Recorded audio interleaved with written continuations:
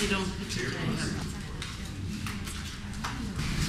I'm going to start with two provocative themes from our new book, Going to Tehran, Why the United States Must Come to Terms with the Islamic Republic of Iran. The first of these themes, and these two really get at the heart of our book, the first of these themes is that the United States is today and has been for the past few years a power in relative decline in the Middle East. And the second core theme is that the biggest beneficiary of America's ongoing decline in the Middle East is the Islamic Republic of Iran. If you're not sure you agree with these propositions, I want to ask you to compare the relative positions of the United States and the Islamic Republic of Iran in the Middle East today with where they were on the eve of 9/11 just over 10 years ago.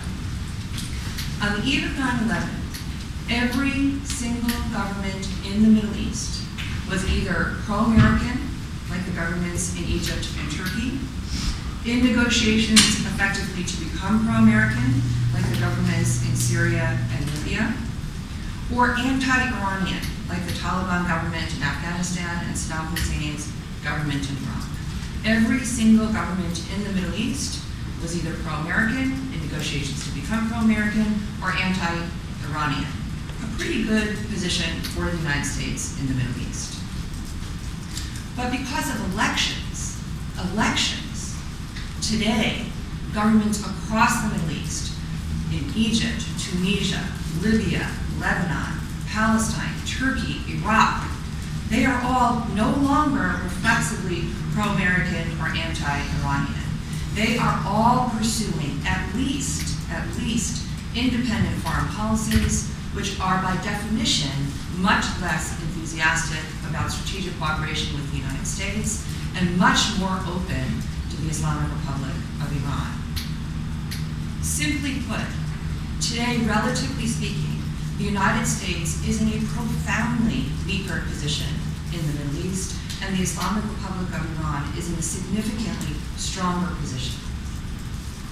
This has essentially happened because there has been a dramatic shift in the Middle East's balance of power. In our book, Going to Tehran, we describe how part of why this shift has and is occurring is because of mistakes in American policies in the Middle East.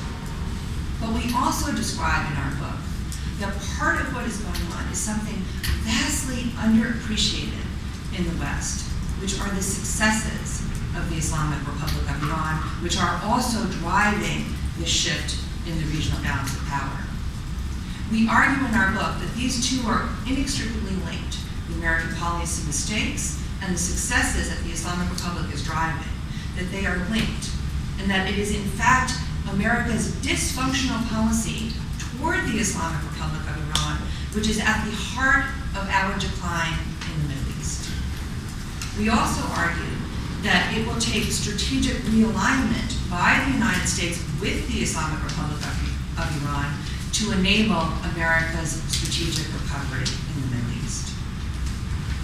We unpack these arguments first by examining the bases for U.S. dominance in the Middle East, something increasingly driven since the end of the Cold War by America's unique capability to project enormous amounts of conventional military force into the Middle East. No one else, not even China, can project this kind of military force into the Middle East today or for years to come. This muscle has given the United States extraordinary economic and political influence in the Middle East, and in fact has reinforced our military and economic dominance in other key parts of the world. But our failures in Afghanistan and Iraq in particular have underscored for the world, and especially for Middle Eastern publics, the limits of what American military might can accomplish. We argue in our book that these failures in U.S. Middle East policy were not just idiosyncratic, ideologically generated products of the George W. Bush administration. As we describe in our book, these stem from a much deeper source that cuts across both Democratic and Republican administrations and is something we describe as the United States essentially giving in to a post-Cold War temptation to act as an imperial power in the Middle East. And it is this imperial turn in America's Middle East policies, pursued with very little regard for realities on the ground in the Middle East, that has proven not just quixotic, but deeply damaging to American interests. As a candidate back in 2008, now President Obama then seemed to really understand this. He talked about it courageously during the campaign. He pledged, in fact, to not just withdraw American troops from Iraq, but to change what he called the American mindset that had gotten us into the strategic mistake of invading Iraq in the first place. He pledged to really change America's Middle East policies. But instead, the Obama administration has pursued the same sorts of policies as its predecessors, the same policies that did such damage to America's strategic position. As a result, for example, the Obama administration today is not just presiding over a stalled Middle East peace process, it is presiding over the very demise of a two-state solution to the Israeli-Palestinian conflict. And while the Obama administration's military intervention in Libya was able to overthrow Muammar Gaddafi, it is now incubating in Libya a significant threat to American security interests. And as we detailed in our book, Going to Tehran, the Obama administration has gone beyond the Bush administration in threatening the Islamic Republic to doing something we argue is even more dangerous, to actually discrediting engagement as a strategy for dealing with the Islamic Republic of Iran. They've done so by saying that they've tried to reach out to the Islamic Republic of Iran and failed, and therefore engagement is perhaps a fool's errand.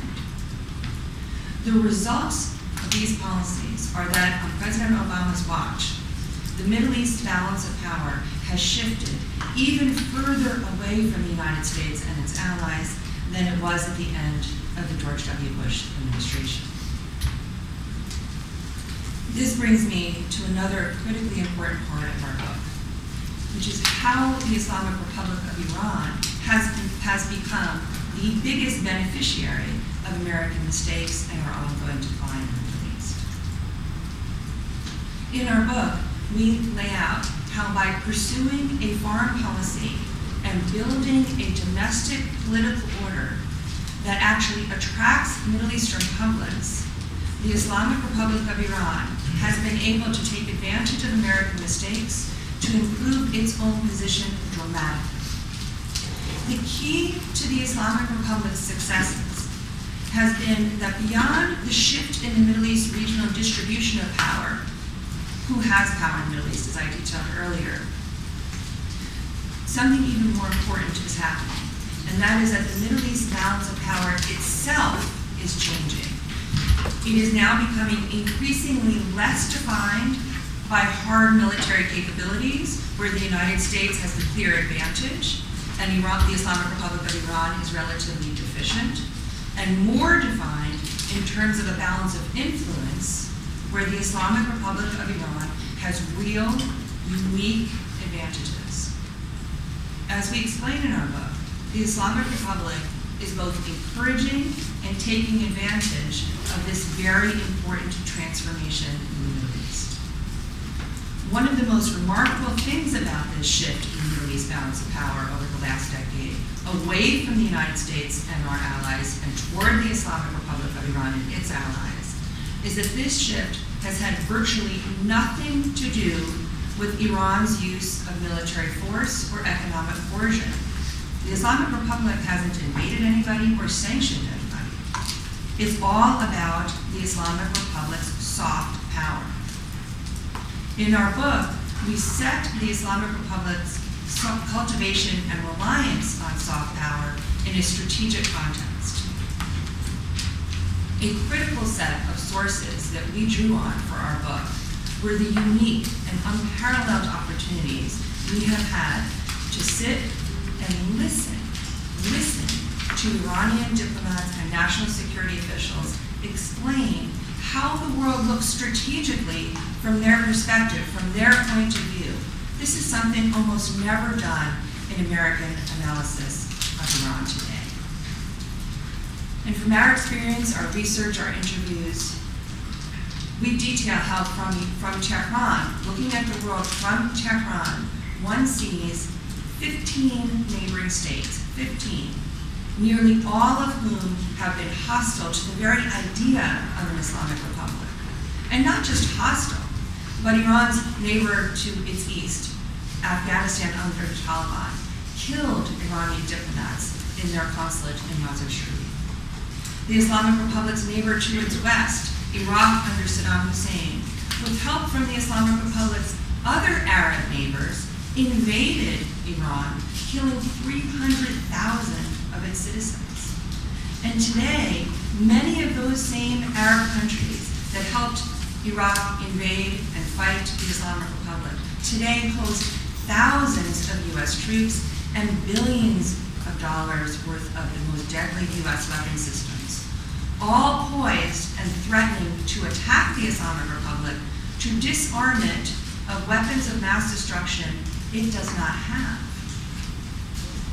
To deal with these significant security challenges, the Islamic Republic of Iran has built a strong defensive military capability, but it has virtually no capability to project that military power offensively beyond its borders.